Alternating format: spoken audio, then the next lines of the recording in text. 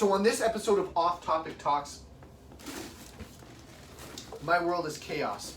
My office is a mess. We're up in the office. I don't know how many videos I've done up here, but it's been very few. And we're just managing all of the chaos of getting this apparel line live. A lot of little hiccups along the way, playing around with prototypes, adjusting logo sizes, making sure things are pronounced but classy in how they look, playing around with color variants and different pieces and seeing what we like and what we don't like, and trying to navigate the shipping and handling of everything, which is all new to me. So chaos would be an understatement, but that's where I thrive as an entrepreneur, as a business owner. Yes, I kind of understand what I'm doing, but seeing as this is a new arena, there's a lot of hurdles that I have to learn to navigate. So it's been fun, but it's also been a little bit stressful. And I just want to sincerely thank everybody who's already ordered something, right? Quite a few people have placed orders. We're sending some things off to Europe. We're sending a lot of stuff off to the US. We just sent off some stuff to Australia. Figuring all of this out is totally new, and it's humbling to think so many people right off the jump are supporting it. And so, as many of you know who have come over from the TikTok community, I can't express my gratitude enough, and I know I sound like a broken record every time I do, but the reality is without the support of so many incredible individuals, none of this would be possible. So thank you, thank you, thank you. I will continue to thank you, even though you might get a little bit tired of it, because I don't want that gratitude to go unnoticed. I want people to know that I am appreciative of their support, and I don't take it for granted at all. But without further ado, Off Topic Talks, let's get to these questions. We've got 3 questions today. I don't have my phone with me to read off of them, but I put them, there's a giant whiteboard here. I love whiteboards, so I got them right in front of me so I won't forget. Hopefully we can roll this entire video in one shot. We'll see.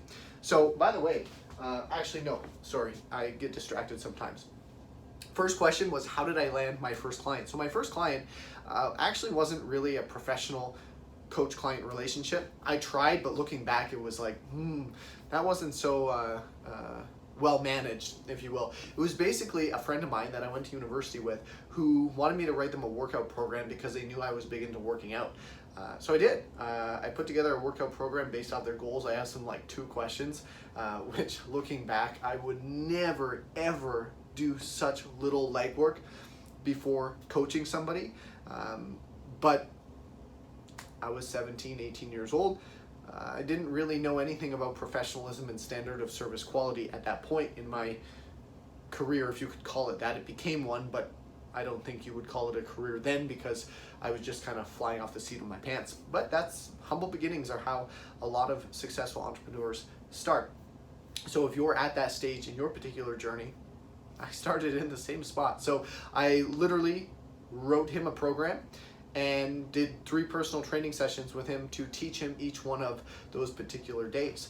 And that was my first client, and then it started to grow from there. But it was a very unprofessional relationship. It wasn't a continued personal training agreement of any capacity, but it was a program with a few sessions to start off with to ensure that he knew what he was doing, and it didn't really turn into much after that. I still know him to this day, and likely one day in the future he'll be a client again. You never know. And we're still on good terms, of course. He got what he wanted, the program, and he worked the program, and it was definitely a challenging one. And I'm sure if I look back at that program now, I would likely throw up in my mouth a little bit because of how poorly structured it was.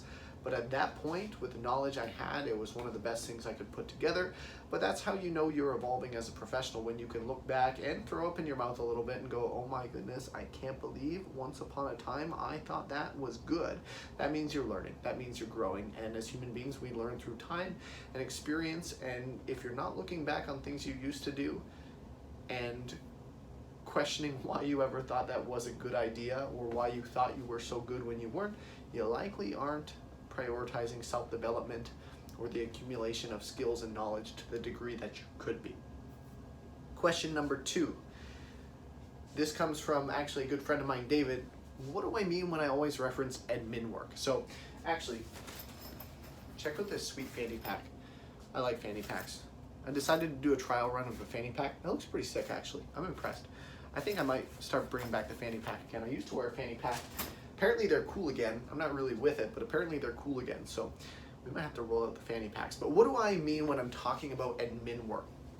This is a great question. So if you follow me on IG, which I encourage you to do if you don't already, oftentimes in my stories, you'll see me mention, starting off the morning in the office with a little bit of admin work or a lot of bit of admin work. So when I say admin work, it's a blanket term, administrative work, that just references a lot of the behind the scenes wheels that are spinning that a lot of people don't see. The boring stuff that I don't really like about being an entrepreneur, being a business owner. So a lot of people think that being a business owner, entrepreneur is all of the success that you see out front once that's achieved or once that point is reached in a business's growth and development. The reality is it's kind of like that iceberg analogy where like you see the tip of the iceberg, but like 60-70% of it is below the water. It's kind of the case with business operations. And to be completely honest, if I had known how much work was required behind the scenes in a business, I probably wouldn't have started one because it would have intimidated me. And not knowing exactly how to handle all of that, because when I first started a business, I didn't know any of this stuff. And when I realized how much I didn't know, it was like a huge punch to the gut and ego simultaneously. It was not only defeating mentally, it was also almost nauseating, literally, because there was so much overwhelm all at once. It was like sensory overload. I was exhausted. I'm pretty sure that contributed to the receding hairline at 26 a little bit. A lot of sleepless nights as a byproduct. But administrative work can mean a lot of things. I wear multiple hats. I'm not a big show, right? One day I hope to become one, and I'm working towards it. But there's bookkeeping duties. I don't do all of my books. I have a bookkeeper, but there's still tasks I have to do to collect that information and make sure it's organized for them so they can do their tasks efficiently and effectively. There's reviewing books with the accountant, making sure things are going the way they should be, profits or where they should be, margins or where they should be. There's also all of the back-end client retention work that I have to do. There's following up with leads. There's also reaching out for new business ideas, as I've been doing. If you've been following my IG stories, again, I encourage you to jump on if you're into business or entrepreneurship at all. I'm trying to kind of build that up a little bit and show more of the dirty details of what goes on, the gloriously unsexy reality of being a business owner, being an entrepreneur. And, making those sales calls, making those phone calls, reaching out when you have new business ideas and seeing if you can get into or in front of people who can make decisions that would bring that idea through to fruition, bring it through to reality. So there's that type of stuff. There's filing things, there's programming for clients, which is a part of the behind the scenes work to make sure that everything is running smoothly. There's social media production, there's content production, both short-term content that you're going to be posting on a regular basis, as well as long-form content that you're going to utilize, especially being a virtual coach where, I'm managing individuals' programs internationally. There's a lot of video footage I need that's repeatable, right? For example, an exercise demonstration video. And if I have a client doing something that we've actually never done before, in consideration of an exercise variant, I've got to go film that video, then I've got to edit it, then I've got to put audio overlay. So tasks like that, I wear multiple hats, and all of those type of things that don't involve actually working with the client themselves is going to fall more into the administrative duties, the stuff that takes place in the office that isn't necessarily as exciting. Sending invoices, collecting payments, going after payments that are maybe haven't been fulfilled yet and should be because they're past due. It happens when you're running a business. Working with contractors to get things updated. I also do have some investments, some other projects on the go.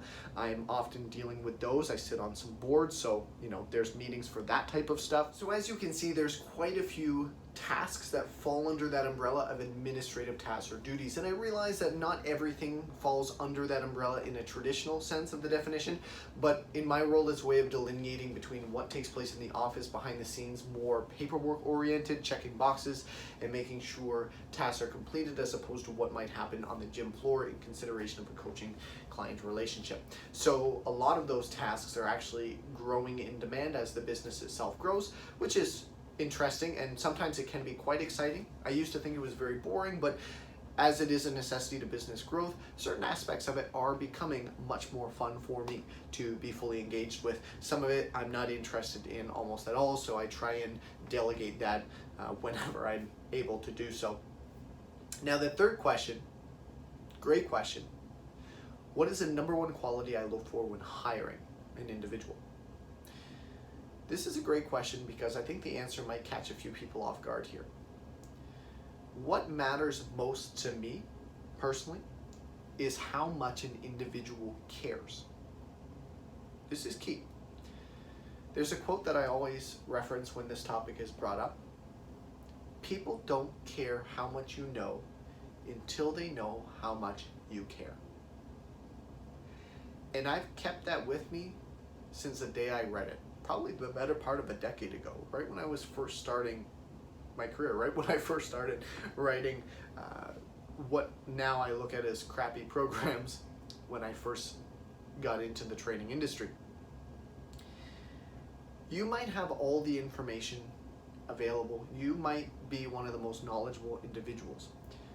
But if you don't have a genuine curiosity for the people that you work with, if you don't have a sincerity relative to your service quality and your desire to see others excel and succeed with their goals, you will struggle to build a brand, to build your career as a professional. But if you care, people will recognize that sincerity. People will recognize that you truly care about them. And I think it's very tough to teach that quality. I'm sure it can be taught to a degree, depending on the individual. But when somebody has that as a part of their intrinsic wiring from day one, you can smell it from a mile away. And being in a service industry, which we are, that is such a powerful quality to have, because almost anything else can be taught. It can be learned. You can get books, you can go to seminars, you can take courses, you can get further credentials. But caring, it's a rare one nowadays, tough one to come by. And it's valuable, incredibly valuable, and should not be understated. So that's actually the top quality that personally I look for. An individual could come in with a credential list longer than my arm. If they don't care about others, I'm really not all that interested. So, great questions this week, off-topic talks. My life is chaos. I've got to get back to what I'm doing. If you found this video interesting in any way, I realize they're very basic, they're very impromptu, nothing fancy about them, just right to the basics, what needs to be covered, straight to the point. If you enjoyed it, please follow or subscribe, depending, of course, on what social media platform you're seeing this on. And as per usual, if you happen to have any questions you would like me to cover, send them my way, and you might just see them come up in the next topic.